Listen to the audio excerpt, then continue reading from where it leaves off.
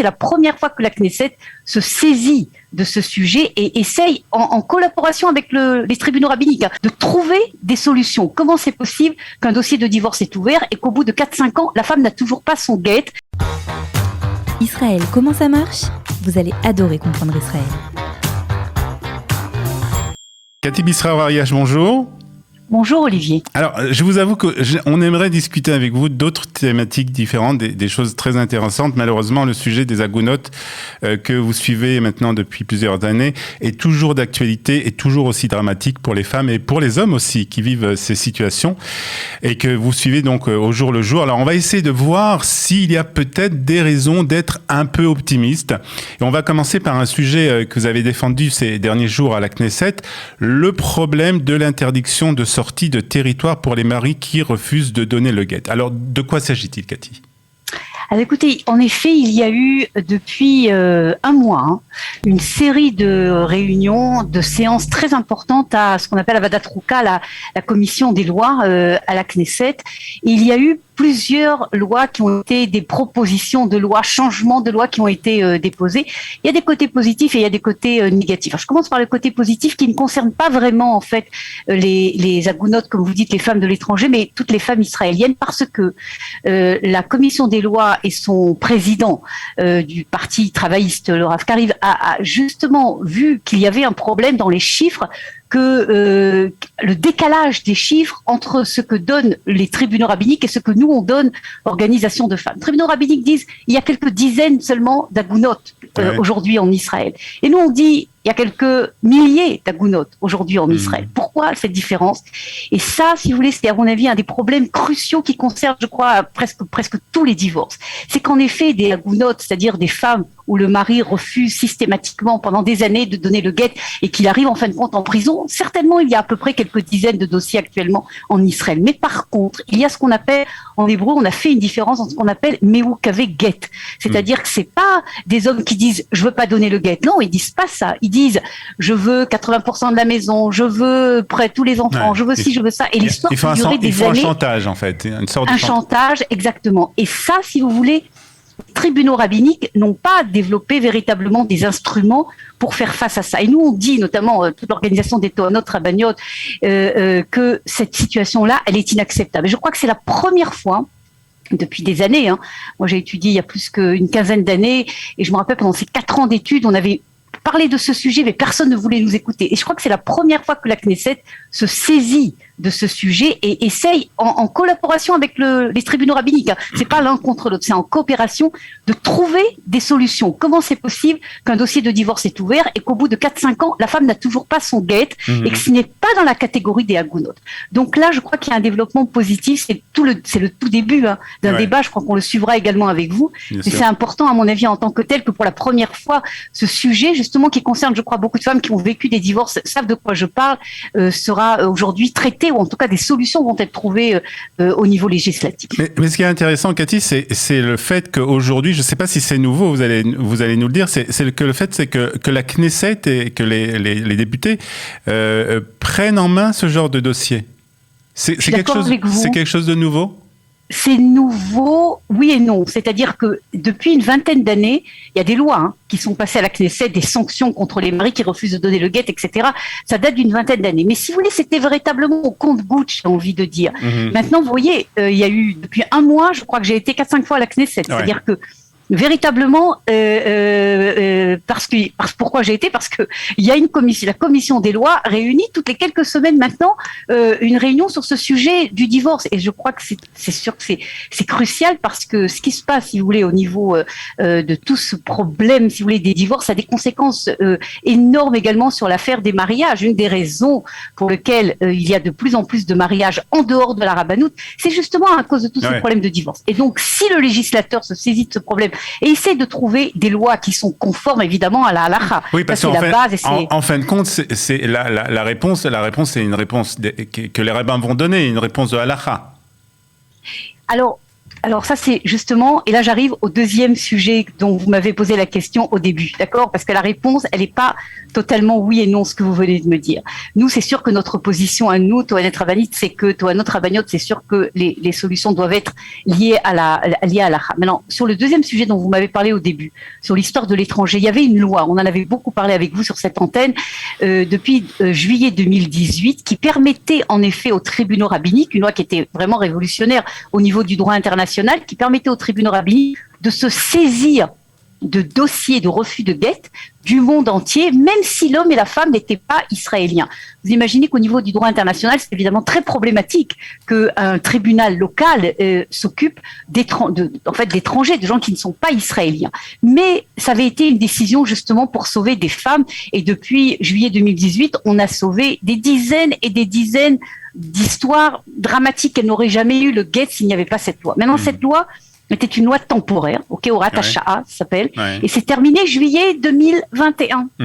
Depuis juillet 2021, nous ne pouvons plus ouvrir des dossiers pour des femmes qui viennent de l'étranger, et je peux vous dire personnellement qu'il y a des femmes qui sont venues vers nous et qui n'ont pas eu le guet depuis des années et qu'on n'a pu rien faire à cause de cette loi.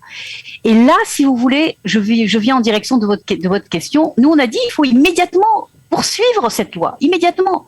Et là, comme vous savez, changement de gouvernement, celui qui préside la commission des lois et le Rav Kariv, qui est le dirigeant du mouvement réformiste, qui a évidemment une vision totalement différente que celle de ce qu'il y avait avant, également des tribunaux rabbiniques.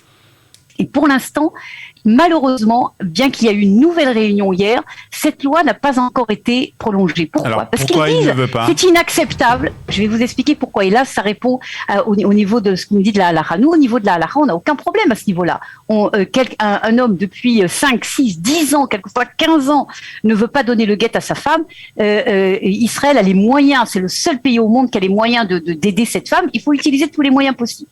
Qu'est-ce que dit le Rav Kariv, mais également toute la gauche, si vous voulez, du gouvernement? Ils disent non parce que, en fait, on a donné trop de pouvoir au tribunal rabbinique, ce qui est exact. D'ailleurs, vous vous rendez compte que le tribunal rabbinique en Israël, tout d'un coup, devient un tribunal qui peut juger des juges du monde entier. C'est vrai que de leur propre vision, c'est problématique. Et comme ils sont contre l'exclusivité du tribunal rabbinique, la suprématie du tribunal rabbinique, etc., ils disent, nous, c'est sûr qu'on veut sauver des femmes, ça c'est clair, mais on ne veut pas que ça soit trop de pouvoir au tribunal rabbinique. Et si vous voulez, étant donné qu'ils ont cette vision qui est une vision, un agenda politique, alors le passage de cette loi est freiné. Ce que nous, on a dit dans cette commission des lois, on a dit, on ne rentre pas dans l'histoire de l'agenda. Chacun a son agenda politique, chacun a sa vie. Mais on a donné des histoires de cas véritablement concrets, de femmes qui nous ont appelés, de Belgique, du Mexique, d'Argentine, des États-Unis, qu'on n'a pas pu aider. Vous avez parlé d'une femme qui a attendu son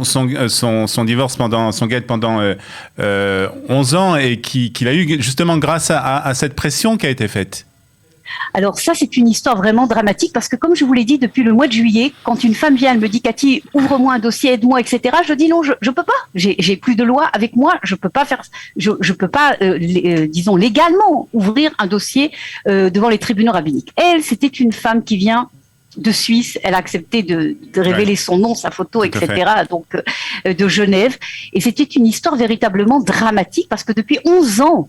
Elle n'avait pas son guet. Le mari est un des dirigeants de la communauté. Et si vous voulez, le silence ou la peur ou la crainte autour de cette histoire faisait que vous aviez un homme puissant, dirigeant de communauté, etc. Et à côté, une femme qui avait décidé de se taire, en fin de compte, pendant 11 ans et d'attendre comme ça. Et lorsqu'il y a eu une occasion de la sauver, j'ai dit, même s'il n'y a pas la loi avec nous, même si on n'a pas un support juridique, j'ouvre un dossier. Et en fait, quand on a ouvert un dossier sans la loi, mais un petit peu par miracle, peut-être, c'est en tout cas ce qu'elle a dit, je pense également qu'il y a eu un côté de miracle. En fin de compte, un dialogue positif s'est créé entre nous et entre le mari. Et en fin de compte, il a donné le guet à l'amiable sans utiliser cette loi. Mais pour une femme qu'on a sauvée de Genève, je peux vous dire qu'il y en a des dizaines, même hier, encore une femme de Marseille qui m'a téléphoné et j'ai dit je peux rien faire.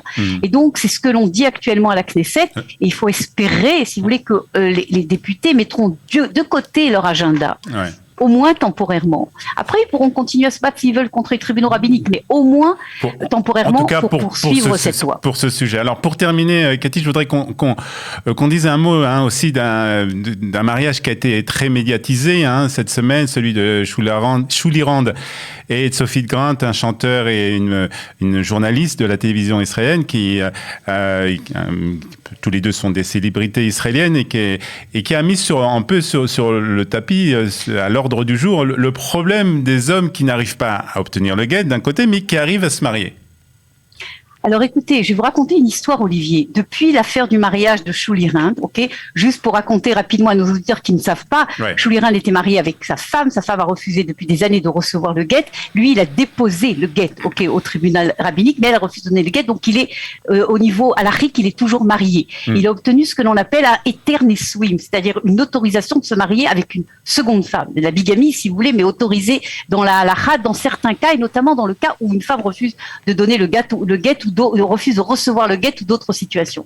Maintenant, je vais vous raconter une histoire. Depuis l'affaire de ce mariage, où tout le monde en a parlé évidemment dans les médias, j'ai au moins une dizaine d'hommes qui m'ont appelé.